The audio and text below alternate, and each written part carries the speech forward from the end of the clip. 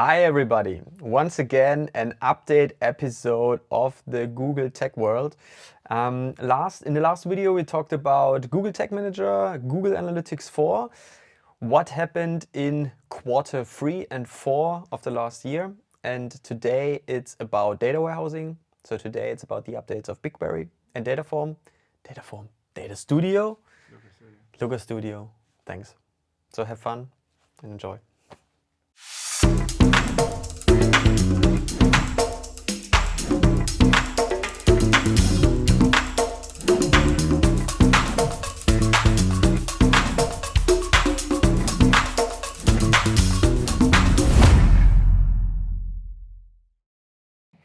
Here we go, Ricardo. Good. Hi everybody, we are back to have another session of the latest updates of BigQuery, Looker Studio, now no longer Data Studio, what's been happening in the ecosystem. Alex, Thomas, Ricardo. Let's start with BigQuery. Yeah, hello. Let's start with BigQuery. Signature move. Alex, what's the first big news that's been happening in BigQuery lately? Yes. So basically in BigQuery, one of the first things happened in the second half year, last year, is basically the append, statement or function in BigQuery, which means you can now, it's like a new metadata table you can get out of every table, where you see when every row gets updated to the table, so getting appended or getting inserted basically. Which is quite cool, with timestamp and so on, with some more additional information. So basically then you see the line, so the row information, and you see the update, or how do you say, the update status, so is it an insert or whatever, and basically the time when this update happened. How can we query it? Schema information? Yeah, so schema information, yeah, so we can also quickly show it somewhere here. But yeah, it's like a metadata, so as you see for column metadata information and so on, you have to do this schema stuff again. The only disadvantage is basically you don't see the, for now, basically, hopefully BigQuery will change it somewhere or will edit it. Whenever they see the video being published. Yes, again, then after some weeks, months, then it's there. Yeah. Let's see if Alex can also predict the future of Google. You cannot see updated values. So that means you have line 1, there you have, for example, your revenue inside for order ABC. So then you see the insert status. But if somewhere this revenue gets updated due to refund or whatever, or due to the cancellation, then you're updating the data, but at timestamp or that update you don't see so far. But currently there's always just as the update column where you see the status, it's always just an insert. At least till now. Maybe BigQuery updated, but I think it's already a cool thing. We can basically for that, we're always doing a record timestamp when we are importing raw data, right, or appending it. So a real column, so to say. Exactly, yeah. Exactly. Doing the import. That we could basically now also, or BigQuery is doing it themselves, which is quite cool. I think a lot of people don't really know about this information schema. So check that in the documentation. We can also provide a link in the description. And play a little bit around with that. And there's plenty more information you can get out of that. For one project, we, for example, put together a whole list of every single table in the whole project. There were like 17,000 tables inside with Google Analytics, with Google Ads. That helps a lot to stay on top of the information, I would say, and also see how big the tables are, when the last operation on that table was, and so on. So the bigger your project is getting, the more relevant it gets to use this functionality, because otherwise at a certain time you lose a little bit control over all your content. Especially also searching just for columns, because you maybe know somewhere I have important information about the revenue or something, but you don't know which table exactly. When your project is really big, then you can also use these metadata information and can then also search for a different column name inside your data set or inside your project, which is quite cool, and I also use it. Maybe we never did that, but maybe we can even provide some code samples in the description. No? Then you can use them, you can play around with them a little bit, test them, change them, whatever you like. Mm-hmm. Mm-hmm. Very nice. So, yes, BigQuery and PubSub. BigQuery and PubSub, yes. I'm not a data engineer, so I don't have detailed information about it. But I just want to mention. LinkedIn profile say you're a data engineer? It says But in datadice, it's always, there are no big Everything. differences between data engineer and data analytics. I'm also HR. Tell us in the comments what you think. What is a data engineer? It's super interesting to have also your view on what's a data engineer, what's a data analyst. Maybe we have even more like other titles, things. Continue, Alex. So now it's better possible, something like that, to push your data from PubSub directly to BigQuery. So check out the documentation. I think it makes no sense to speak in detail about it. But basically, BigQuery PubSub has no more possibilities to send your data directly through BigQuery. Yeah, it's called PubSub streaming, I think.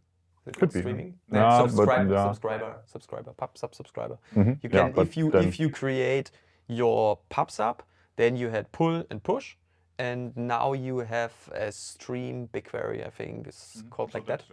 And we tested it out. Looks super nice, and it's the easy way of getting data from PubSub to BigQuery now. Yeah, there is also Cloud Run. There you need to make you have a little bit more effort to give. And of course, then the top thing you can do is data flow. But there you need Apache Beam, yeah. And what's the difference? So with, maybe to say that's kind of important, with PubSub streaming to BigQuery, like subscriber to BigQuery, you can easily one by one like copy the rows into BigQuery. With Cloud Run, you can already like do some changes, and with data flow, you can then also do aggregations and basically group stuff before you write it to the database. So those are the 3 steps where you should think about, okay, which of those 3 should I use? From PubSub directly to BigQuery, that's the easiest one. With Cloud Run, you can do a little bit more changes, and data flow is then the like, how do you say, the most professional way to do that, but also the most expensive way, and also has the highest setup cost.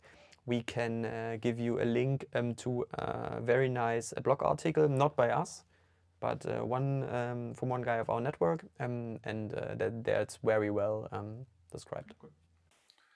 Yes. Then the next update is the alter table function, because there we can also rename our columns. So that means basically when you have already a data, or hopefully a table in your BigQuery data warehouse, then you can also change the name of the column. Problem for sure, you have to check all your ETLs, because basically when you are changing the column name and somewhere in your ETLs you're referencing to that column name, you need to change it, because else BigQuery is throwing an error. But basically possible now, which is quite cool. Why would you change the name? Now you need to, because basically, so you say, for example, select net revenue, and then you call it, then you rename it from net revenue to net revenue after refunds. Okay. And then basically... I mean, I meant not for the ETL. Why would you change So the table itself? Yeah, but yeah, I guess also right, exactly. So clarify. sometimes you starting with a project and then you see, okay, here that column should be named differently, or we have now 2 times kind of the same data or whatever, so that you can then also change it afterwards. Pro tip at that point, if your table is partitioned, so if the table is not partitioned, it's like super small, you can use, of course, the whole table. If it's very big, then take the latest partition or one partition and recreate the table with the new name, like copy it, then test everything with the new name, and if everything is working, then you can alter the table, right? So with that approach, you can test everything with very low data consumption, and at the end, when everything is working, you can alter the table and don't need to rewrite all the data inside. If we're talking about terabytes of data, then on cost side, it makes sense. Yes, and then we have 2 new views, I would say, in BigQuery, which are dependent on the query or on the table tab itself. So basically for the query execution, we have now the query execution graph, which means when you are starting a query, then basically you see in kind of a real time, basically you see how the query is executing every step in that query, in which time, how many time it blocks, and so on, which is quite cool. Yeah. Because before you just had these weird Yeah, also graphs, but charts and tables and so on, right? A It little was bit. just called execution, no? I think so, yeah. Or execution details or something like that. Yeah, so and there was execution always a graph. little bit hard to really look into it. Yeah, because for every like left join and so on, and sometimes also for the aggregations, it was basically creating a new way. It still does, obviously, but it's now better visualized that you can easily grab it. Beforehand, you really needed to try it out sometimes before you understand it. I think they're even differentiating between time consumption and efficiency. How do you say? So basically, how much time it needs to progress and how much resources it takes to start and to finalize. And then, for example, you can also activate color so that you say, okay, when it's red or when it's going to red, then, for example, your time is the heavier that part takes the most time to do the query and so on, which is quite cool. So it always starts with the raw data integration, then doing the first joins, the first window functions, whatever. And for each bigger part, it makes a new tile basically in your graph. There's even the idle time, like the waiting time inside, right? How long the like part of the query waits for other results beforehand, which is nice to really like analyze it. Exactly. And the last one is then basically the lineage tab. Lineage tab. So basically that's for every table. And that means you see, based on the table and based on the operations you are doing in BigQuery, you see also a flow from where the data is coming.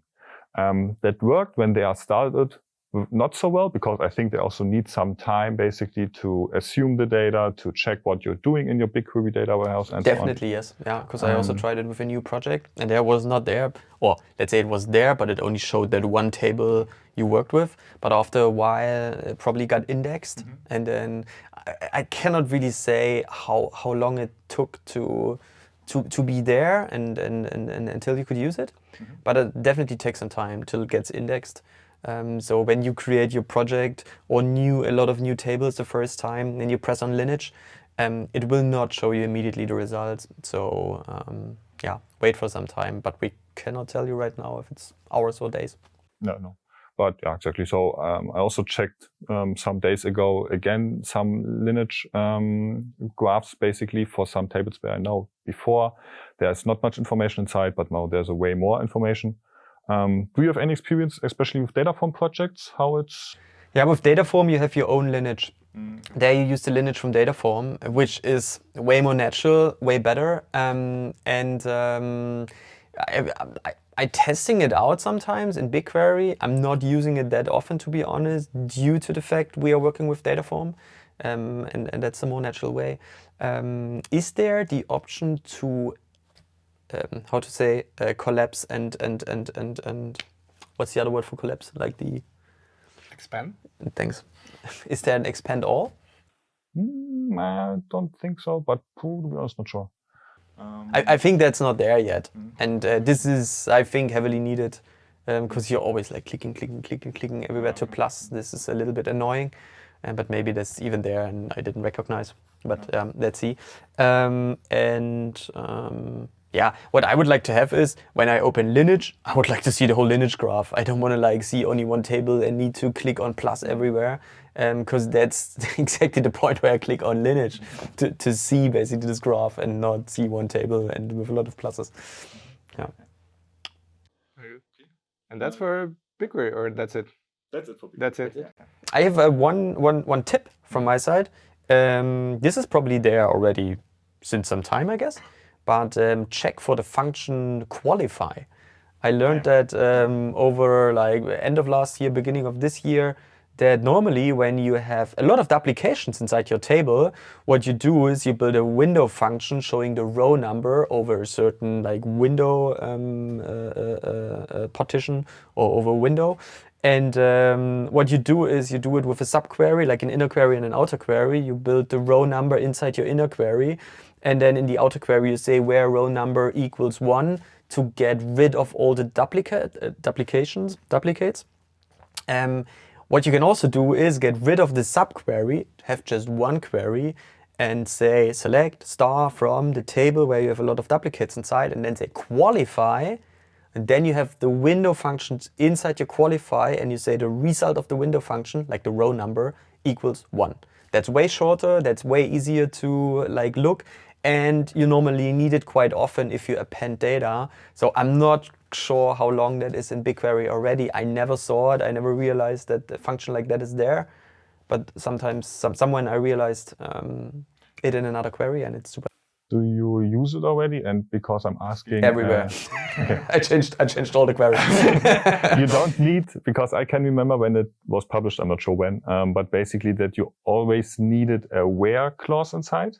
And then you usually just did where 2 equals 2 because but you need it. Okay, don't need it. It's working strict with qualify. Okay, nice. Select from qualify. Okay, yeah. Because I think beforehand you got always an error message that you need a where clause or something. I think it was just a bug or I don't know. But okay, cool. That's finished now. Yeah. Can also maybe provide a quick example. Let's start with that because that's cool. I think when we talk about queries, then have a quick example in the description. Is this the first time that we're talking about updates and it's no longer Data Studio? Now it's Looker Studio? I think it's the first one. Anyway, so I still call it Data Studio. I think it's a nicer name, sorry. But yes, now it's Looker Studio. Alice also working Data Studio. Yes, like you can also still go to datastudio.google.com and it will redirect you to Looker Studio. There are many changes coming up there with the Looker Studio Pro, and the Looker Studio Looker, which is the standalone. I have a big problem because in my browser history, there are some old reports which are still stored as Data Studio, and some are stored as Looker Studio. So now I don't know what I should type in to get some like quick bookmarks. It's a big issue, you know. We can try to sort it out. We can hire an intern who will open all your bookmarks and then change it and update. No, that's not true. I have to say, when we hire interns, they get really good projects. That is true. And I really mean that. I really mean that. I really mean that. We'll make a video about it. I mean it. I get my coffee myself. True. Good. So now Data Studio is Looker Studio. Maybe at some point we'll talk deeper into Looker Studio Pro. Like it exists. It's out there. We haven't had a chance to play that much with it, but it is there. It has some added functionalities, more in the direction of account management and better visibility into how data sources are shared. But still beta, no? Do you need to apply still for getting it? Or can you simply book it? I think you need to apply, right? You need to apply, yeah. We have one project where we are using it at the moment. But still, I mean, it's the general updates to Looker Studio as it is are considerably slower than before. I think when we were making these videos last year and 2 years ago, the update for Data Studio, sometimes we feel like every 2 months we could make something. And they were heavily needed. yeah. Sometimes it was really struggling, but there's still some changes that happening more in the direction of, I think, connectors, GA4. Yeah, before we start. Oh, before? So Looker Studio, so it makes sense basically, right? So Google has this peak project which is called Just Looker basically in their tool landscape now. And they have now still this free version Looker Studio. I think, especially for persons who didn't come into touch with these tools, it's sometimes hard to distinguish between Looker and Looker Studio. It's maybe even not a bad thing for Google because when you're searching for Looker, then you'll maybe find it first. So, and then you're taking the paid one. If you never heard of that, if you never tried it, it's completely different. It has nothing to do with each other. Like that's the most important thing, so to say. Just a data visualization tool, right? But even Looker is more than just a visualization tool. Looker Studio is basically still Data Studio and it's HTML based, while Looker is more like building widget dashboards, putting stuff together, so you cannot easily. Don't say something. It's different. So yes, but also in terms of price. Yeah, especially yes. So then we have some more small changes to GA4 to Looker Studio, which is based on GA4 properties. And I even didn't know before that you have also in GA4 the same kind of properties as you have in Universal Analytics, which are roller properties and sub-properties and roller properties, yes. So basically, And these ones you can also connect to GA4. So that means when you have, for example, you have for each country, for your web shop, you have for each country an own property. Then you have maybe also a roller property, which you are just getting for GA4 360, if I'm not wrong. And then basically you can say, okay, into this property, they are going the data from each other country property, basically. And this roller property you have where all the data from all the countries on site, you can also send to Looker Studio in one property, which is cool. Yes, exactly.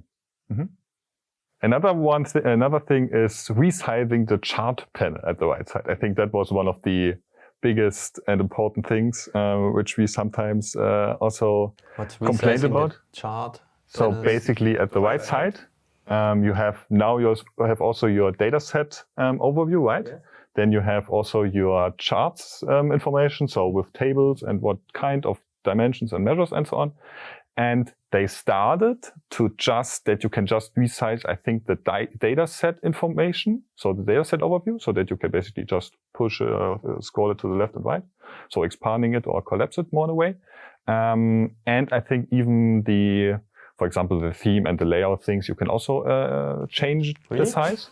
Nice. And then comes the biggest ones, because that was the missing, is you can also resize the table selection basically at the right side. Because big trouble is always when you have a revenue column name which is 50 characters long, I don't know, or even more, then you can now basically show at least a longer name of it. So a bigger part basically when you're putting it more to the left side, that you have then a bigger size of your chart. Yeah. I mean, the problem was quite basic. Now you had like 5 metrics or something that had like the same 20 characters at the beginning, just like the last part. Yeah. So when you were editing, you need to like hover over and wait to see what it was, and it was a bit of a hassle. A small thing, but a tiny saver. I think super big thing, because I had the issue last week and I didn't know that I can resize it, to be honest. There you go. So something learned today. Very nice. You should watch the datadice video. Yeah, I should. It's really good, because I thought last week, okay, now we have an issue because either we have to completely rename the KPIs, which is not that nice, because if you talk about revenue, it should start with revenue, including VAT, after discount and so on. And I don't want to start with the information that it's with discount and then say it's revenue. So that's a good one. That's a good one. Simple, but effective. Yes. Still the edit mode now that you can click and adapt the filters still drives me a bit crazy. That when you click, I would like, that's my suggestion. Where is it? That's my suggestion. I want a check mark that I can click, so it activates and deactivates the filter mode while using the edit mode. It's cool when you want to check it and not go directly to the view panel, but when you're editing and moving stuff around and suddenly like it edits everything around, like I didn't need this. Google, it's now the second time we say that. At least. Definitely the second time, maybe even more. So if you hear Ricardo, change that, please. Like, you also did it with the masking of the columns when we mentioned that, right? That was also working like super nice, like the collaboration between you and us. Yes. Good point. Consider it. Good. Yeah, and the last one is also a quick one. When you are connecting your GA4 data directly with Looker Studio, you have now a token usage limit, they are calling it, I think. So basically that you can, I think it's based on users or access on the data based on the users basically. So who is looking at the data on the dashboards, so that you can just per day, I think, you have just a limit of tokens, however they are defining it, you are sending through GA4 and Looker Studio to get always the current data. So there basically you have no limit. And I think, if I'm not wrong, when you are exceeding that limit, then the data is not updated anymore, and you will see a new refresh the next day. I think it's just a problem for the bigger companies, because with the most of the projects we are working with, so with the really, really big companies, most of the projects we are working with, or at least what we heard of, it's a good limit in terms of, so you should exceed this limit. But just that you know it. And there's also an overview where you can see your current status of what are the current updates and how many limits are and so on. So yeah. Question. do you guys also have the issue that if you, for example, move filters, that you move them somewhere and then they get automatically moved back? No, that's Alex moving them. That's like, we had the same issue, I think, half a year ago when I said I have an issue with Looker Studio no one had before. Okay, now I get rid of my cookies I save since Let's go. 7 years. The world of Looker Studio, BigQuery, and so on keeps changing very fast. And there are many ways that you could keep up to date with that. For example, Alex. So yes, every month we are publishing a blog post on Medium, on our Medium site, and also on our website, really important, where you can basically check every month the updates of the last month for BigQuery, Looker Studio, now Dataform also, GA4 and GTM. Yes, so that is there. We have also a lot of new blog posts, even series, or also a lot of new colleagues are writing blog posts now, which is quite cool.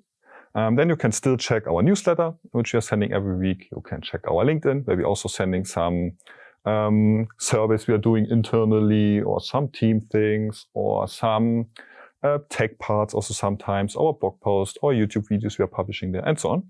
And for sure, check our channel. We have a lot of new other new features videos out there. Shorts we have. Yes, so check it out. Yeah. Can we, by the way, create a bookmark in our comment section for the viewers who are just coming to our videos to see basically this last part of Alex? We can. We're gonna make a master cut of this. just very good. 2 hours. Good. Good. Thanks everybody, and see you in the next video. Bye. Bye.